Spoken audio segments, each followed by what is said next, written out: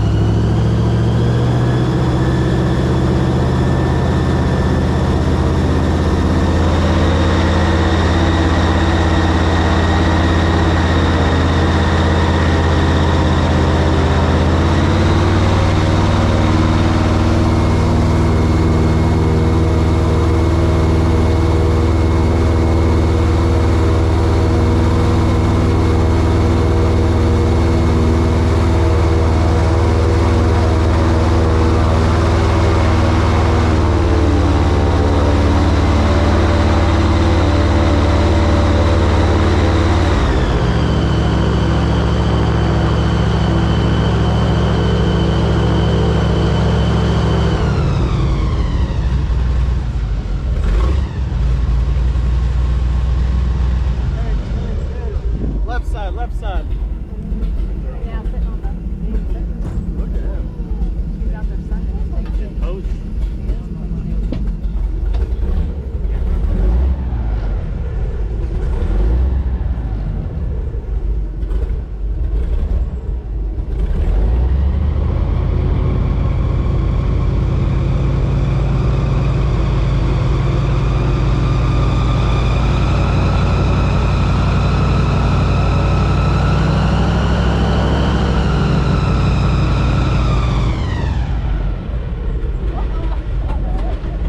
The best way to tell how long they are is by measuring from the tip of the nose back to the eye.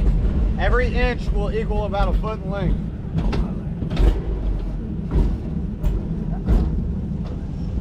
Say that right here. Now, these guys got about 80 teeth in that head of this. 40 on top, 40 on the bottom. Well, the big boys will have a bite force of about 2,000 pounds per square inch. That's enough to crush your skull or any other bone you have in your body. What's that platform for, dude? That platform? Yeah. That was an old hunting and fishing camp. There was more to it than just that, but it was called Lost Lake Camp. There's hundreds of them out here back in the day. There's 86 of them left. We might be able to go by one of them on this tour. What was left of it blew over in 2017 when Hurricane Irma came through this area. But yeah, there's your North American alligator, everyone. If you notice, he's up there on that little dock. He's up there sunning himself right in the sun, waiting for these clouds to pass by. Those ridges going down his back, those are called osteoderms. Each one of those is an individual plate of bone resting right underneath his skin. They'll use those as body armor, protection. They're constantly getting into fights over territory and mating disputes. But right now he's using those for a different reason. He's using those as little miniature solar panels to help heat them up in the sun. Their blood vessels run directly beneath that bone. So whenever that bone starts heating up in the sun, his blood starts heating up. Since he is a cold-blooded reptile, that's how he gets his energy from an outside source like the sun. So where do they lay their eggs? Where do they lay their eggs? I mean, salt water. Yeah, they gotta find dry ground. Now this water, is it low or is it high? Or This is high for this time of year. So we've had December starts off our dry season, but we've actually had a pretty good amount of rain for December.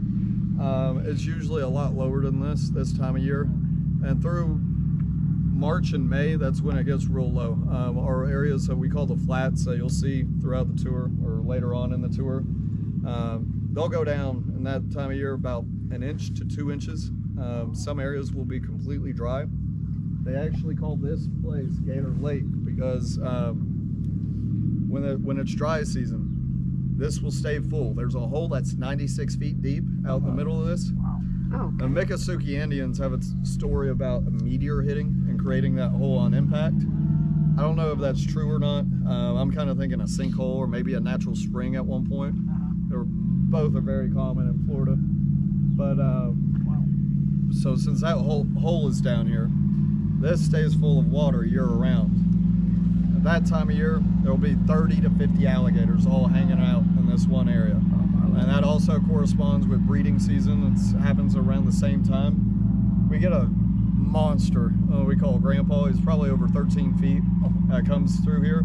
He'll kill at least one alligator each year that's smaller than him. And he won't eat it, he'll just let it float around in this area. And it's like setting a precedent. It's like, hey, yeah, he's the you're boss. like, yeah, I'm the boss, you better Wow. look at that. Y'all see that black thing? No, I think they have another gator. Laying right there. here? Yeah. It's right there. See it? Straight All out. the way across. Oh. Yeah. Huh. Let's go check them out. Look at that. It's just his tail. I don't see it. So it's good. We're going over there. Let's say see you later to this must one. be used to the airboats, huh?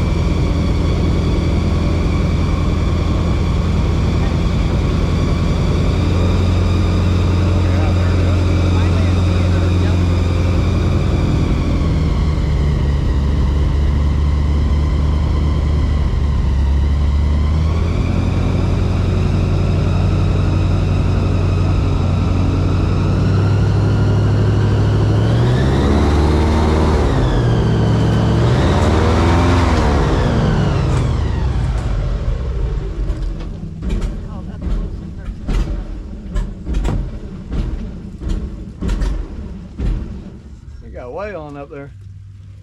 Said I don't want to be in the water. Who's gonna jump on Afraid it? of the boats, huh? Not too much. Some will take off, some don't. Typically, they're not too scared of airboats. They just know that we're not here to harm them. A boat in the canals has an outboard engine. They'll be sending vibrations through the water column, and they know that they can get hit by the props. Airboats, everything's on top of the water, nothing's down below to cause them any harm.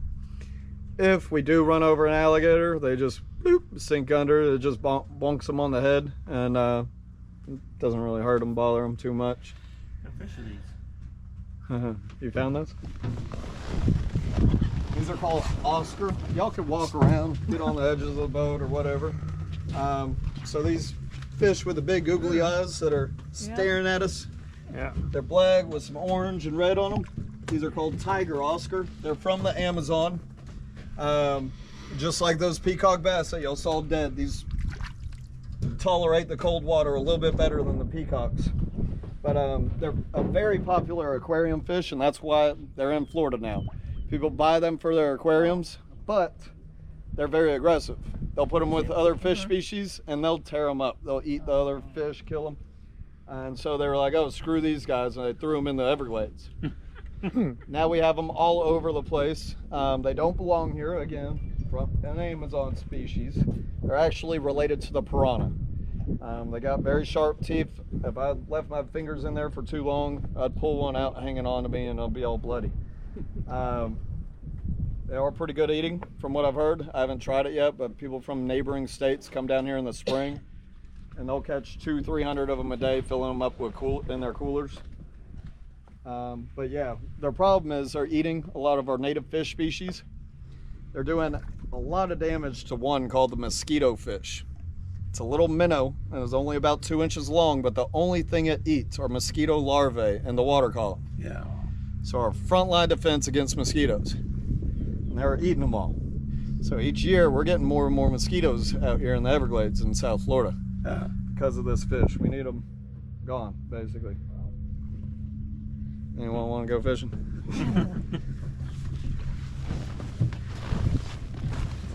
Y'all got any questions for me so far? Is there a way to get rid of them? Fish them out, basically, yeah. A lot of fishing? Okay, so I guess that's the other part of the story. The reason the peacock bass are here, they FWC introduced, take y'all to a different area. We're gonna go out into the flats. I'll show you what the Everglades really looks like. And then maybe we can go try to hunt for a python if you'd like. All right.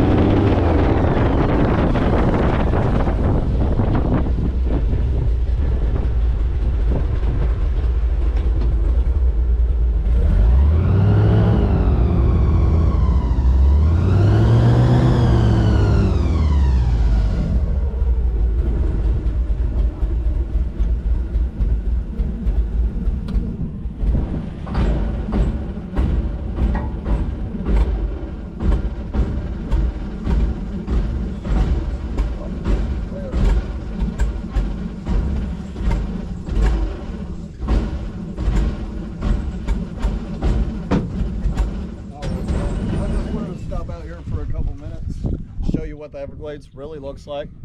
At one point, it was about 5,000 square miles, just nothing but water and grass, as you see around us. Now it's about half that size due to development of places like Miami and Fort Lauderdale. Those two cities, they were the Everglades at one point. All we did, we moved down to South Florida. We saw the Everglades, saw the pretty beaches, thought this was one big nasty swamp, waste of land. And we started digging canals all throughout South Florida, redirecting the water flow. And also we took the rock, soil, sediment out of those canals, and that's what built up those areas of Broward and Miami-Dade counties. That's how we can support our big fancy ritzy hotels, casinos, our golf courses, and things like that. It wasn't until all that destruction was done, we found out this is not a swamp, this is actually a river. It's a rain-fed river, so all this water we're sitting on, this is all rainwater. It starts up in the Kissimmee region, north or right around Orlando. It flows all the way south out in that direction, out into the Keys. At one point, all this water would flow down there into the Florida Bay, providing nutrients to the coral reef systems, helping them grow and feed.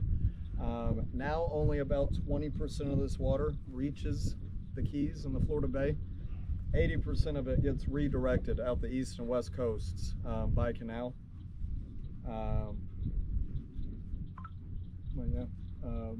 And we also have about 8 million people down here in South Florida depending on the Everglades as their drinking water. If y'all are staying in Fort Lauderdale, Miami, anywhere south, this is what you're brushing your teeth with. Yeah. Although, I mean, don't fret too much. If you look down in the water, you can see straight down to the bottom. It's very clear, very clean water. They refer to the Everglades as the Earth's kidneys. It's just one big filter system. As this water's moving, I know it doesn't really look like it, but it moves about 50 feet a day during the wet season. Hardly at all in the dry. I think maybe earlier, I don't know, I might have touched on it, but this whole area, this will dry up through March to May. 1 to 2 inches. Some areas will go completely dry. Miccosukee and the Seminole Indians had stories about being able to actually walk miles on dry land out here. That doesn't really happen too much today because we also hold on to some of this water as water storage for our city usage. So this area specifically stays pretty full. It might be about a month of the year sometimes that we can't run out here. We'll be around, back in places around Gator Lake and in canals. It's not too bad because that's where all the wildlife will be congregating that time of year anyways. But yeah, this is it. So how deep is it? You want to jump in? If I had to walk home, how deep is it? And see, that's the other thing about if we break down, it's just walking through the swamp walk. It's probably about anywhere from knee to waist deep. Probably not waist. Okay. A couple weeks ago, I had to jump in, and it was probably up to here on me. Why did you have to jump in? Tell us. After a python. If they don't come to you, you come to them. This tall green grass that we've run through back behind us, green and yellow, that's the southern cattail. It's not native to this area. It was actually planted out here in the late 60s and 70s around our pump stations first because it makes such a good water filter. The smaller, more stringy looking grass that you're seeing that's not as neon green, this is sawgrass. You rub that one way, it'll be nice and smooth. Rub it down the wrong way, it's got a serrated edge. Mature stuff, it gets pretty nasty. It'll cut the crap out of you. We also have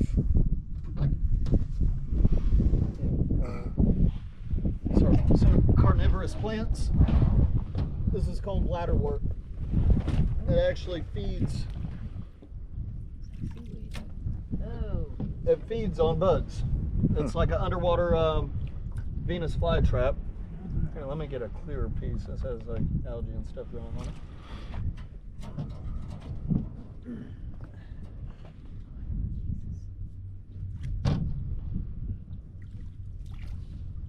There's these little bitty water bladders on it, these little bubbles all over the plant. Oh, yeah. And whenever they come in contact with a little microscopic bug, or mosquito larvae, something small like that. These sacs will actually expand within a fraction of a second, drawing in the water, trapping those bugs inside these sacs, and they'll sit there and digest them. Believe that? Wow. Stuff going on underneath the water you never think about. Never, never. Any questions? Y'all want to go see where you're staying tonight? Sure. Well, the overnight tour, right?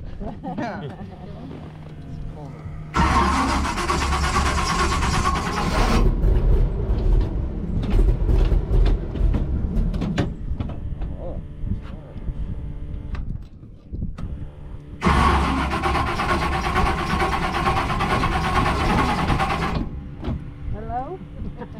Uh-oh. Rescue 911.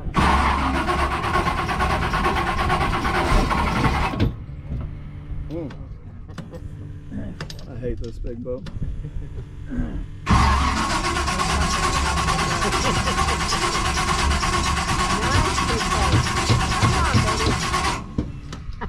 Well, we might be stuck. Let me call Rusty. Wow.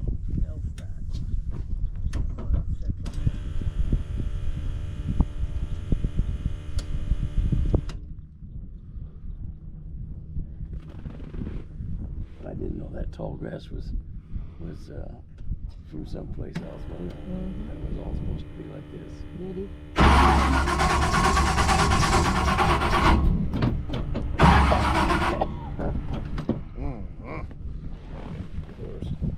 Yo, where you at?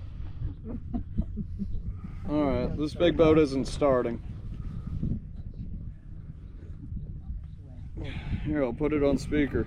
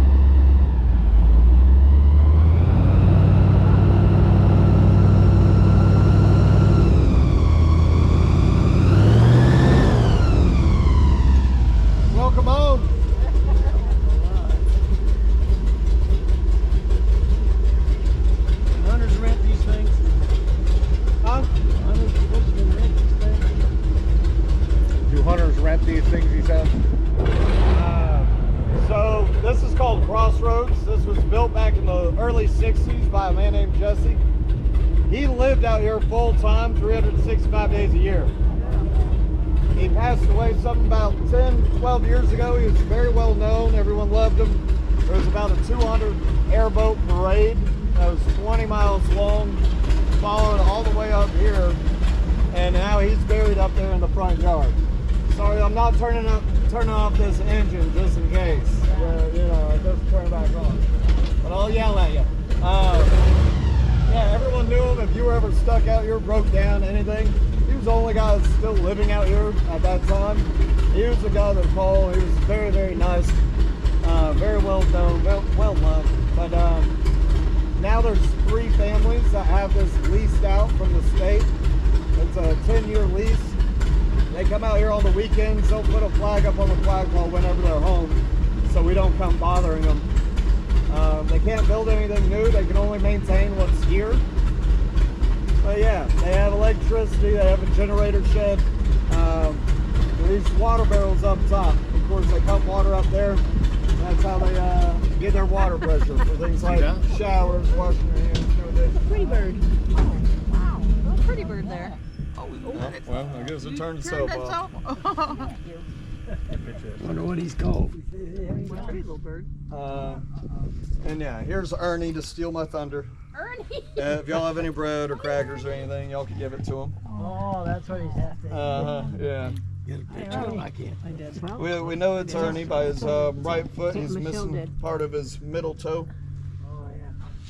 But yeah, he's a cool little bird. Yeah. What is it? Purple gallinal.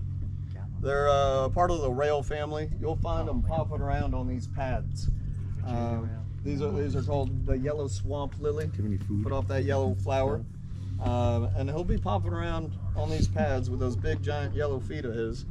And he looks for little green worms. They're called the bonnet worm that live in the stalks of these plants. And yeah, he'll just be out here all day looking for those little worms, plucking them out.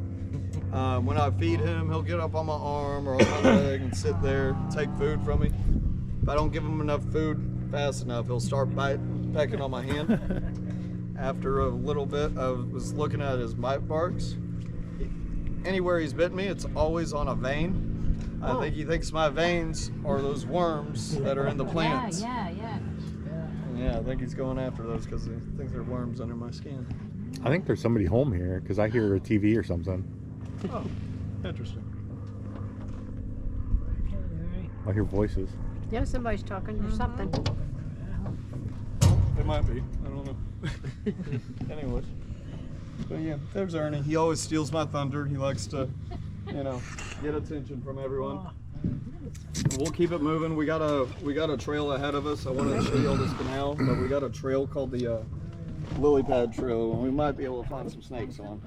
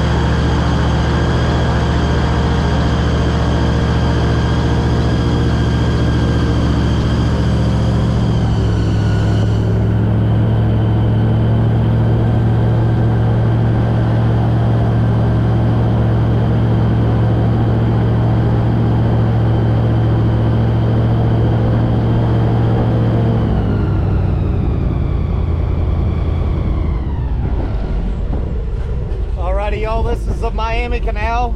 It's the longest canal in all of South Florida. 80 miles long. Right now it's running north and south. North is to the right, south is to the left. It'll run us all the way down into the Miami River, through downtown Miami and into Biscayne Bay. When it was first built back in the 1920s, it was 40 feet deep throughout the entire center. And yeah, those aren't the owners. Those are just people hanging out. This other side of the canal, this is the west side. can't go over there. This is Miccosukee Indian Reservation. If I get caught over there with y'all, it's up to a $10,000 fine. I don't know what they're hiding from me.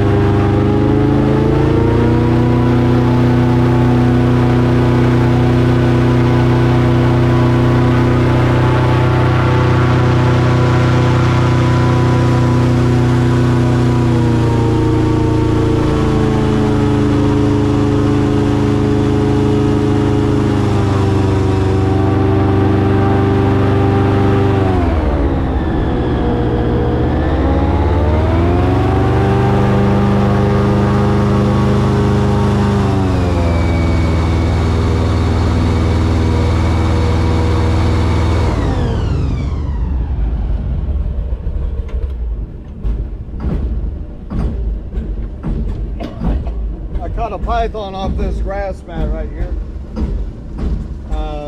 last week. I'll show you a little video.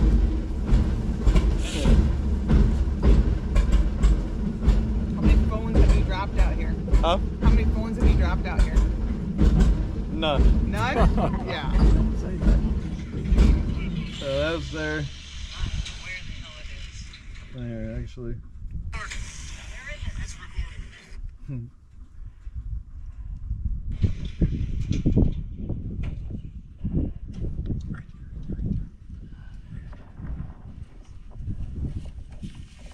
Oh, yeah.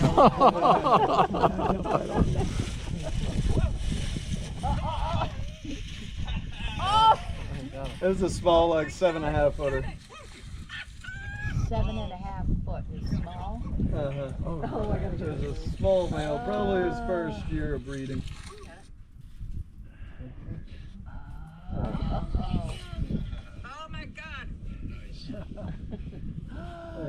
He was all wrapped up on mine. But yeah, that's how you do it. And just looking for them. They'll be laying out on top of the grass this time of year as the water cools down. They gotta get on top of the grass and warm up in the sun. Oh, we got something big. Right there. You just never know where anything is. But yeah, you just gotta jump out and grab them. I'm gonna continue up this trail a little bit. We're running out of time, but we're gonna continue up it. We'll see if we can find one. We kind of got to go slow. They're hard to find. They're camouflaged.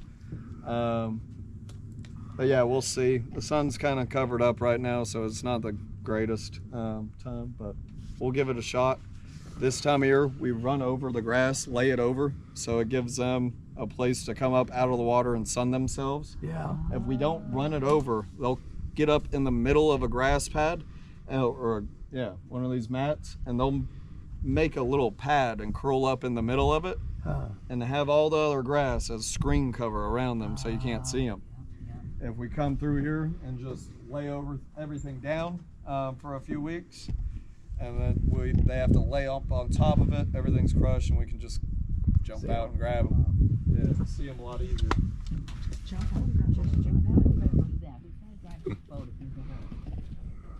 I keep forgetting.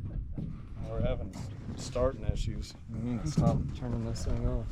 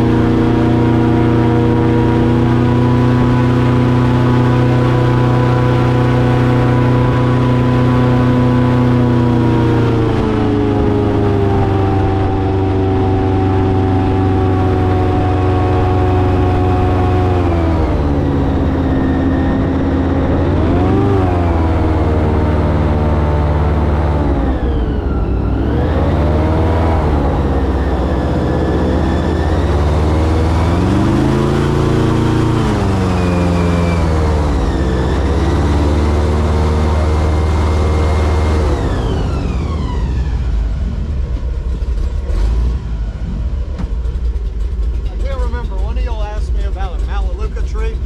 Was it you? Melaleuca tree. That's a Melaleuca tree. This one's been poisoned, but they're from Australia. Back when they were trying to dry up the Everglades, they thought that was a good idea. They flew planes over the Everglades and dropped millions and millions of Melaleuca tree seeds out here because they require a ton of water. They'll drink something like 100 to 150 gallons of water a day. So they just dropped them all out here to plant to help dry this area out. Now, whatever.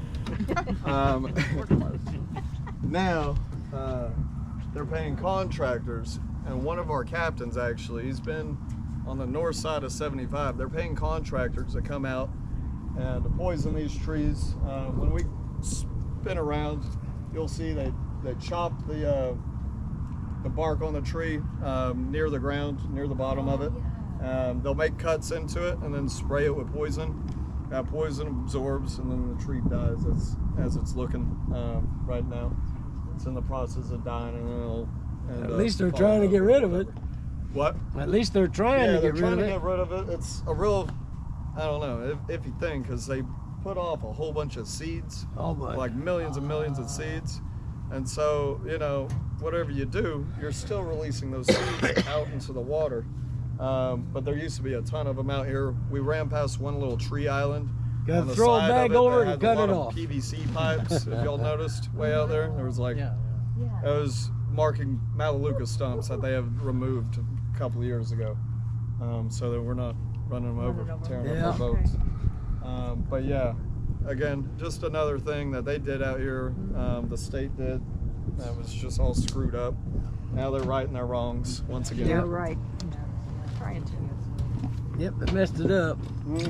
Oh yeah. Look at all that. Look at it. That's what that is. All and their yeah, sea so I was saying, one of our other captains, he was up north of 75 on that end. We got a call this morning. One of those companies that removes these trees and sprays them and stuff. They got stuck. A crew got stuck in an airboat. So he's been helping them all day get unstuck and everything else, missing out on tours and whatnot.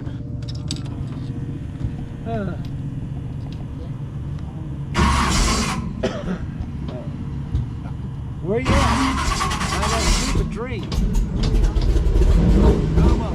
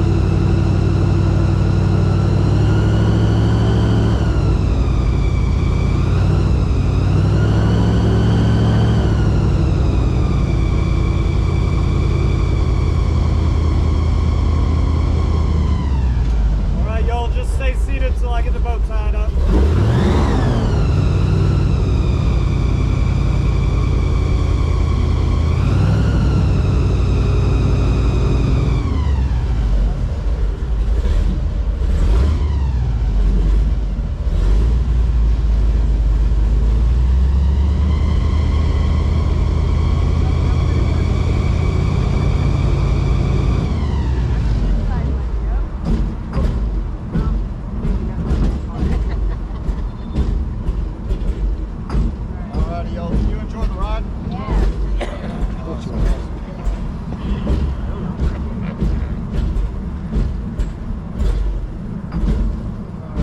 Again, my name is Captain Blake. If y'all do any Google or TripAdvisor reviews, just drop my name in the review. It helps me get requested for private rides and everything else. But thank y'all so much for coming out.